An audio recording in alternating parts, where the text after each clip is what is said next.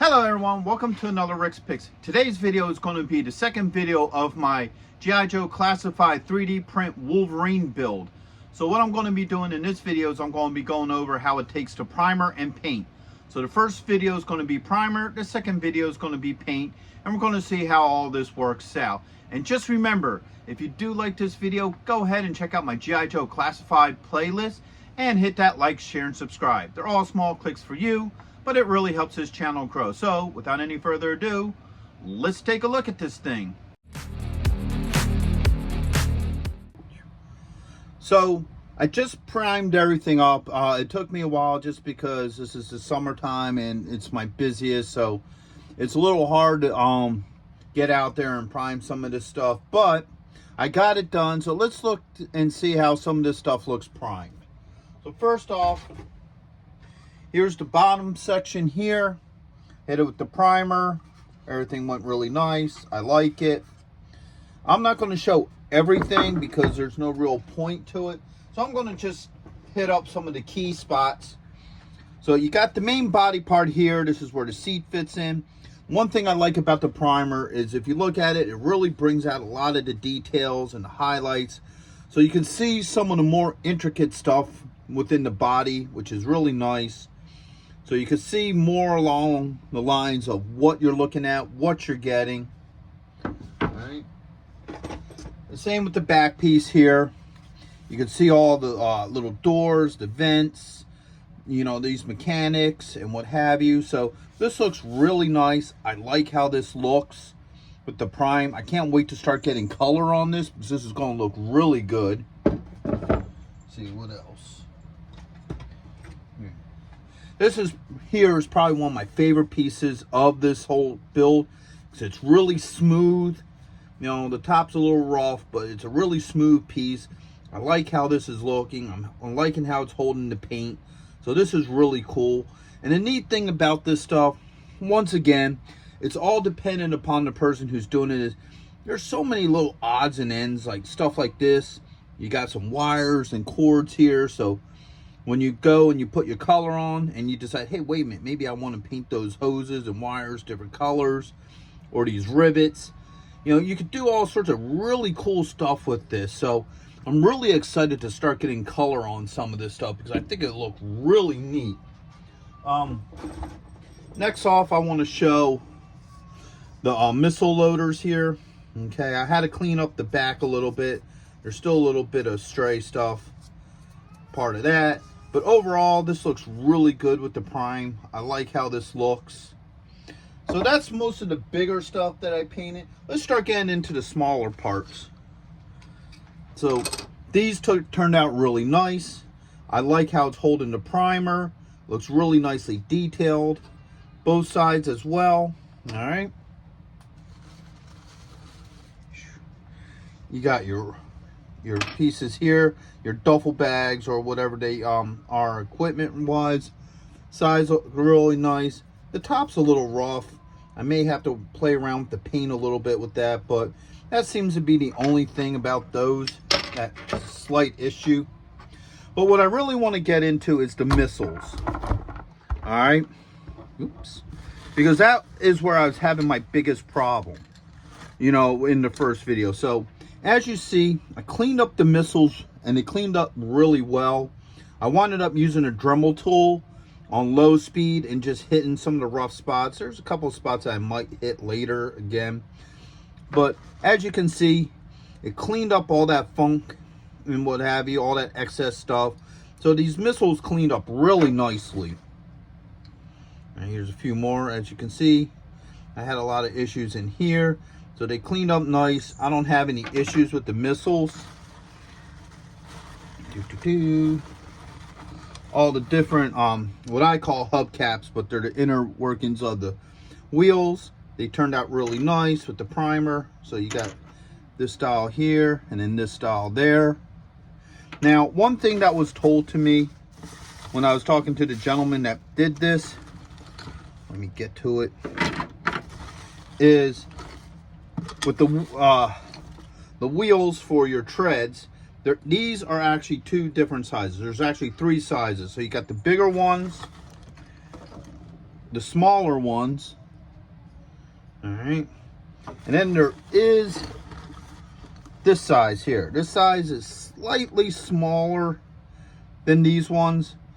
Not by a whole lot, but they're a little bit smaller. So they take these rims here, will go in these, and then these ones will go into the larger ones. So that is something to take note of when you're putting this together, that you do have two smaller ones that go in the front, and then you got the real small, actually I think these ones are the back ones, and then I believe these are the front ones. I'd have to check it once I start putting it together. Your tools, they turned out pretty well. I don't have any issues with any of them, how they look. So overall, everything took to the primer fine. The chair, once again, just like the body, you can see all the extra detailing in the seat, the back, and what have you. So this turned out really nice as well. I'll probably wind up using like a flat tan or something for the chair. So as you see, everything went well with the priming. I don't have any issues with it. Some of these smaller pieces as well, if I take them out of the little baggie here, you know, they turned out pretty fine. I still want to sand this down a little bit so it fits with the the missile racks and what have you. Now, something else that he told me that I messed up with the first video is your toe pieces here are different sizes. So there's a size for the front and a size for the back. So if you look at these two pieces here, they're different. And they're set up different for the front and back. So when I start getting into the build, I'll get a little bit more into that. I just wanted to address that real quick. And as for the tools, the other thing he said is that there is no pegs for the tools. So you just have to kind of glue them on where you want them. All right, so I guess that would be workable. We'll see how well that works. He says the reason he did that was because people were complaining of peg holes along the body, which I don't understand why that would be an issue with people, because if you really didn't want the tools on there and there's little holes, all you have to do is a little bit of putty before you prime it, and then it wouldn't be an issue. But I understand trying to, make people happy who are buying your product. So I get why he did that, but still, I don't think that, I think it'll work. It's just going to be a matter of holding them in place beforehand, but we'll deal with that when the time comes. So right now, this is just a look at priming. Everything took well to the prime. I didn't have any issues with priming it up. So the next part of this video, I will be looking at the paint when I put color to this. What I'm going to be using is this green here, which is Canyon Green. The reason why I'm using a lighter green is because this kind of sits closer to the original model, or toy in this case. So I was trying to go for a color that was closer to that. I know he went with a darker camo, which looked really nice. I like that. But that's also one of the cool things about a project like this, is the factor that, you can pick and choose whatever colors you want, however you want to paint it, whether you want to go more towards the original setup, whether you want to do a different color. I know right now Tiger Force and what's the other one? Night Force is really big in the classified, community. So you could probably even paint this up to look like one of those. That'd be pretty cool too. So overall, that's this portion of it. Next thing we're going to be looking at is color. If you're going to be in the Philadelphia area from September 7th and 8th, then you got to check out Retrocon 2024 at the Philadelphia Expo Center. They have lots of great tables and vendors selling all sorts of retro action figures and collectibles. Plus, they have guests, arcade games, contests, panels, and much, much more. In honor of 40 years of Transformers, they will have a 40-year anniversary display stand that you could take pictures with.